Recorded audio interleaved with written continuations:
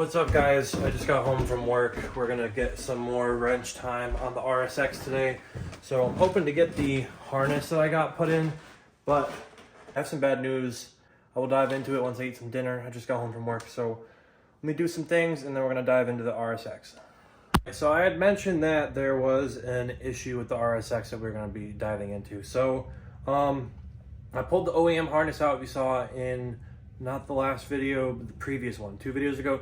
I pulled the RSX harness out, and the new harness I got is from DC5 Creations, but it's not an RSX, excuse me, it's not an RSX specific harness. It's basically just a K-swap harness, but it doesn't have the plug for the purge valve, the OEM connector for the purge valve. The wires are not in the harness, and that is what I run my boost controller off of. So I would either have to add another wire into the harness here to come out somewhere around here with the boost controller, because that's what I have my boost controller hooked up to for the ECU. I have it pinned on this one to purge valve. I have it pinned for the boost controller in the ECU. That's why I have it programmed to. But this harness does not have that. So I would have to send this back and have Davey send me a new harness with the wire I need included, because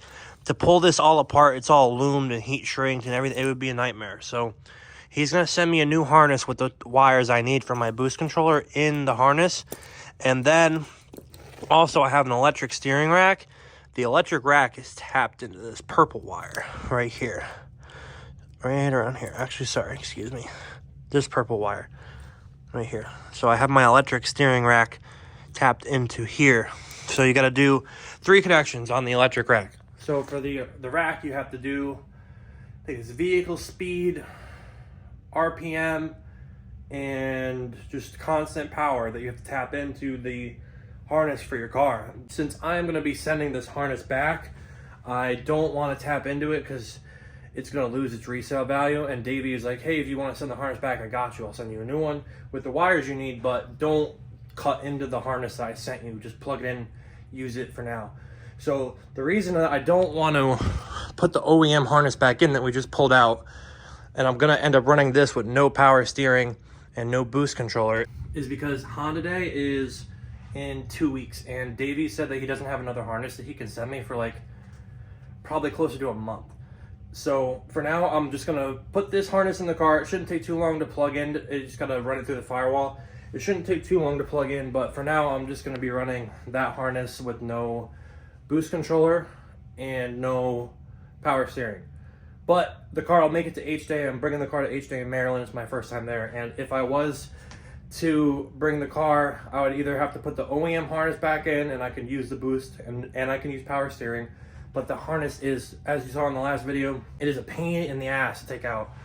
It was a nightmare to pull the harness out because that one runs like behind the turbo, and it's just a nightmare. This harness, as you guys will see in this video, it runs over the top of the valve cover. It's much easier to install. I really like the way that this harness looks. It's much cleaner. I can still drive the car. It still works fine. I'll just be on wastegate pressure, which is like 10 PSI. I think that's what my gate is set to. And for the power steering, I can maybe grab constant power for something else and maybe get power steering, but if not, it's not a big deal. I only need it to get me through that weekend for Honda Day, and then I'll have a new harness sent to me afterwards. But for now, we're just gonna put this harness in the car. We're gonna drive it on wastegate pressure with no steering. I'm gonna see if I can get the electric steering to work without having to tap into this harness. But for now, we're just gonna drive it how it is with no power steering and no boost, which isn't a big deal, and that brings me to another problem. So the RSX, I may have broken something. Well, I didn't break it, but it was on its way out. I haven't mentioned yet, but the clutch is going on the Acura. I went to go hit boost maybe last week when I was with Noel, and it just slipped bad. 5th gear. The car was warm. I was driving it, and 5th gear, I was at maybe 3 or 4 RPM, and the clutch was just slipping bad. So unfortunately, this car needs a clutch. I don't have the time to do it before Honda Day. It does engage. The clutch works and get 1st gear, whatever. I can drive the car. It drives fine. It just, whenever I hit boost, the car is like, yeah, that's enough of that, and it slips. So after Honda Day, we're going to have to do a clutch in this car. But for now, I'm just trying to make it to Honda Day in April. I already bought my tickets. I got a trailer lined up. I'm going to be trailering it down. But so, unfortunately, it does need a clutch. I got about 5 years out of the clutch that's in the car right now. It's a Comp Stage 4 6-puck unsprung clutch. I've had it for right around 5 years, and it's done me good. I haven't had any issues with it for the past 5 years, and I think it's just time that I got a new one. She's wearing out on me, and it's either I go twin disc or I get the same clutch that I've had, which is kind of like the top of the stages for clutch that you can get, like stage 1, 2, 3. 4 is kind of like where it maxes out, and then you get a twin disc. So the Comp Stage 4 unsprung one I have, it's like 400 or 500, and then twin disc is like double that. So I gotta decide on what clutch I want to go with. But when Honda Day is done and over with, and we get back to CT, the car is gonna be needing a clutch. But let's dive into installing the harness because it needs to go in, and let's see if it fires up. All right, guys, we're back. This is taking a little longer than I expected. I ran into some issues. So I had to take the intake manifold off. As you can see here, I needed a little bit more room. I was unaware that this harness kind of affects your charge harness a little bit. So I'll show you here. It plugs into the alternator, and I haven't plugged it into the starter yet, but it does plug into the starter. And so this is the OEM, this green. That's the OEM connector, and it goes into your charge harness. So basically, it goes from the starter to the alternator, and the alternator to your fuse box. So that's how the wiring's run.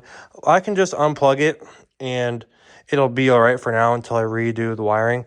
So it'll work for now. I have to put the intake manifold back on and run the injector harness through it, and then it should be all right. Everything back here is pretty much all plugged in for the most part. It's not tidied up yet. Like, I have to zip tie everything back and out of the way and make sure it looks nice, you know. But for now, everything's almost connected. I got to connect 2 grounds. I got to connect in the back of the trans 1 more sensor. All this is hooked up for the most part throughout here. I got to put the intake manifold back on, and then it should be good to go. When I took the intake manifold apart, you see that? There's supposed to be something right there. But as you guys can see here, the knock sensor is completely gone, missing. The thing literally just rusted right off, broke right off. Luckily, in my tune, I don't need it anyways. I already have it disabled. But so far, we got everything almost done, hooked up. I got to put stuff back together, and then hopefully we can hear the car start. All right, guys, I don't have good news. I pulled everything apart like 3 times. I had to take the intake manifold off to get underneath there.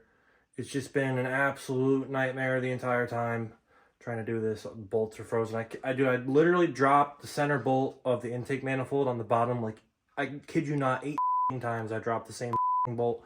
I don't have magnetic sockets.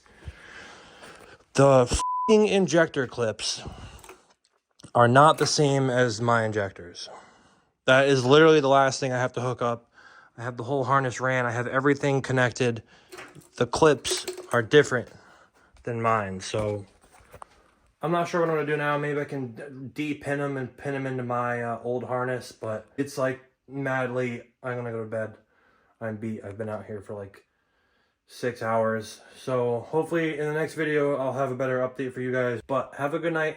Thanks for watching. Please subscribe, like, comment, and stay tuned for more.